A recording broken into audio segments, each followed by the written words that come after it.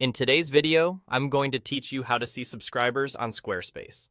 By the end, you'll know exactly where your subscriber list lives, what information you can expect to find there, and how to make sense of it so you can stay on top of your audience.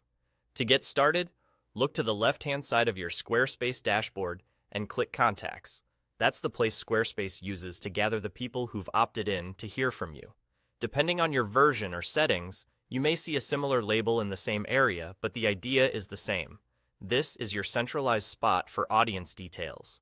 Once you're in, you'll see a straightforward list of subscribers.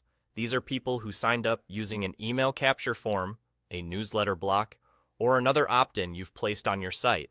Right at a glance, you'll typically see their email addresses, and when available, additional info like a first or last name they provided.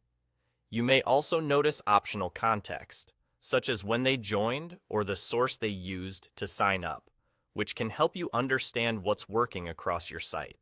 Think of this list as your quick pulse check. If you're curious about growth over time, you can scan for recent additions and get a feel for momentum without digging into complex reports. If you run campaigns, it can also help you confirm that new signups are flowing in correctly after you add a form or adjust a page. And if you collect signups in multiple places, like your homepage, a blog post, or your footer, this is where they all come together. A quick note on what this list represents. It's only for people who have actively opted in.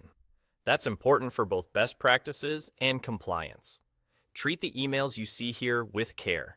Send messages only to those who gave permission, and always respect unsubscribe preferences within whatever email tool you use. Protect your audience's privacy by keeping their details secure and limiting access to trusted team members. If you don't immediately see what you expect, don't worry. Make sure you're viewing the correct site in your account and that you have the right permissions to access contacts.